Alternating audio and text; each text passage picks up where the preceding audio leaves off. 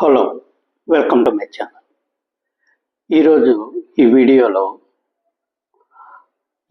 Liquor స్కామ్లో YCP నాయకులకి రెండు విషయాల్లో షాక్ తగిలింది.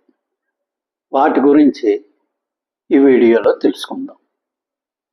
మొట్టమొదటగా ఈ లిక్కర్ స్కామ్లో అరెస్ట్ అయ్యి ప్రస్తుతం రిమాండ్లో జైల్లో ఉన్న శ్రీ చెవిరెడ్డి భాస్కర్ రెడ్డి గారి మీద ఈ లిక్కర్ స్కామ్కు సంబంధించి భారీ ఎత్తున ముడుపులు ఆయనకి అందేయని చెప్పి ఆయన మీద అభియోగాలు ఉన్నాయి.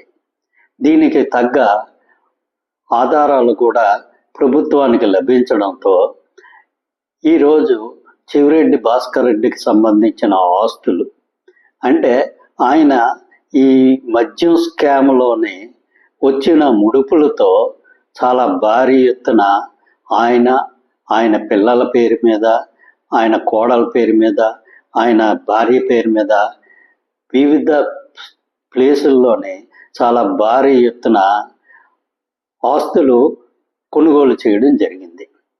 ఇప్పుడు ప్రభుత్వం ఈ ఆస్తులన్నిటినీ పూర్తిగా జప్తు చేయడానికి సిట్కి అనుమతి ఇవ్వడం జరిగింది. ఈరోజు ఈ ఆస్తులన్నీ చెవిరెడ్డి భాస్కర్ రెడ్డి గారి పేరు మీద, ఆయన భార్య పేరు మీద, ఆయన కొడుకులైన మోహిత్ రెడ్డి, హర్షిత్ రెడ్డి పేరు మీద, ఆయన కోడలైన శ్రీమతి లక్ష్మి గారి పేరు మీద ఈ ఆస్తులన్నీ ఉండడం జరిగింది.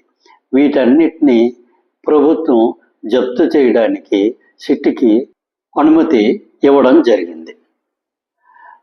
ఈరోజు ఇది ఒక సెట్ బ్యాక్ వైఎస్ఆర్సీపీ లీడర్ అయిన శ్రీ చెవిరెడ్డి భాస్కర్ రెడ్డి గారికి. ఇక రెండవది, ఇంతకు ముందు ఇదే కేసులో అరెస్ట్ అయిన ఇద్దరు అధికారులు, ప్రభుత్వాధికారులు, ఒకరు భారతీయ సిమెంట్స్లో అత్యున్నతమైన పదవిలో ఉన్న వ్యక్తి. వాళ్ళ ముగ్గురు శ్రీ ధనుంజయ రెడ్డి గారు, శ్రీ కృష్ణమోహన్ రెడ్డి గారు, బాలాజీ గోవిందప్ప గారు. వీళ్ళ ముగ్గురికి ఇంతకుముందు ఏసీబీ కోర్టు డిఫాల్ట్ బెయిల్ మంజూరు చేయడం జరిగింది.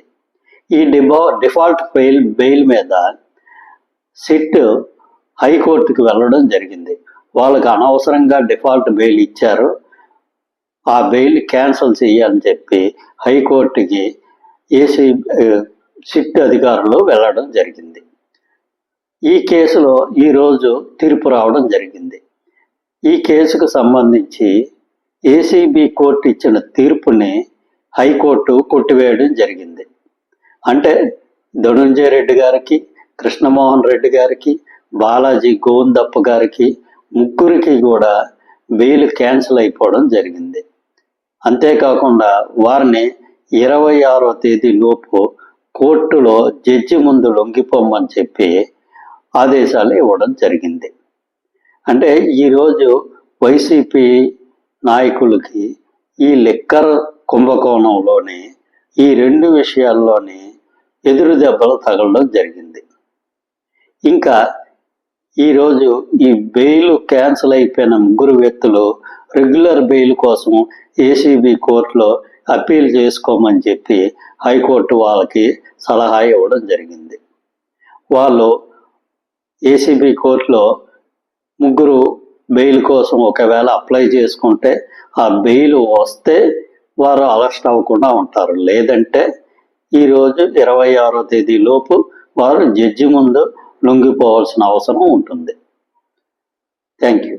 ఈ వీడియో నచ్చినట్టయితే సబ్స్క్రైబ్ చేసుకోండి. ముందు మరిన్ని వీడియోలు ఈ ఛానల్లో చేయడం జరుగుతుంది. Thank you very much.